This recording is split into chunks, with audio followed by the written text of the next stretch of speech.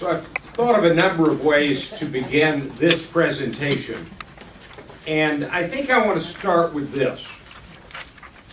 There's kind of a battle, and battle's not the right word, but kind of competing approaches.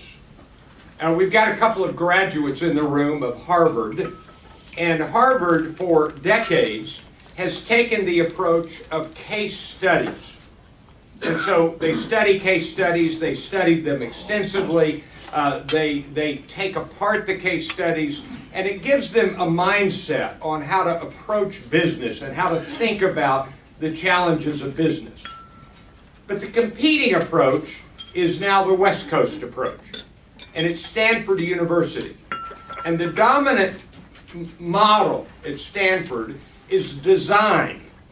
And they get their hands on very quickly, and they start prototyping. And the Kellys, we've done a couple of their books here, of IDEO, they now lead the design program at Stanford. And it turns out that those are both valuable. There's not one better than the other. But at the moment, you all carry in your pocket the result of Stanford's design. And so every app on the iPhone or your smartphone, every tweak, every new alarm sound. Have you thought about that young people now don't know what a phone ring sounds like? They don't know what an alarm clock sounds like. I woke up this morning to chimes. And so you get to choose all sorts of things because someone thought about different solutions to a problem, and they designed it. And that's the essence of design.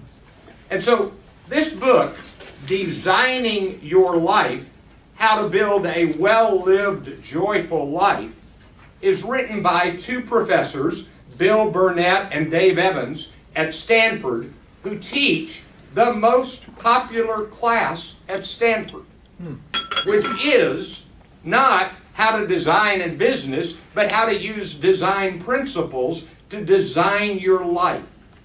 And that's what this book is all about. So, why is this book worth our time? Number one, we are always in need of designing at least a part of our life. This book will give us the tools to do this much more effectively. Number two, we probably are not quite in balance. This book will help us identify and then design a path to joy for those not fully developed aspects of our life. And the four aspects are, take your pen and circle these: love, relationships; play, what we do for fun; work; and health.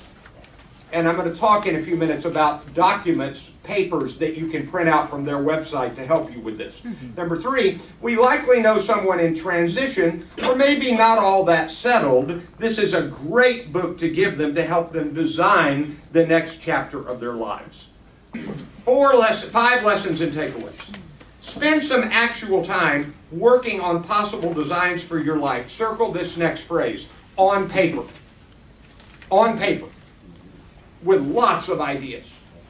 And number 5, work on this on all 4 dashboards.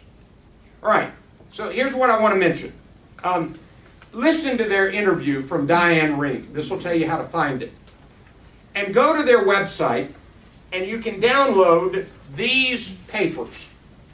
And I want you to really consider doing this. This one is called Designing Your Life with the 4 Dashboards. And there are examples in the book of these papers filled in. This is your failure log.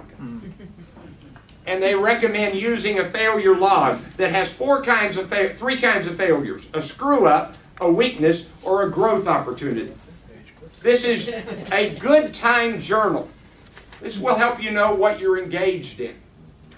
This is love, play, work, health, balance worksheet. This is really critical. And there are others, and I strongly recommend that you download these pieces. So, here's what I think. Whatever you tackle next, the design approach, come up with alternatives, prototype, have lots of conversations, can be valuable, and it will help you build a well-lived, joyful life. Hope you found this useful. Thank you very much.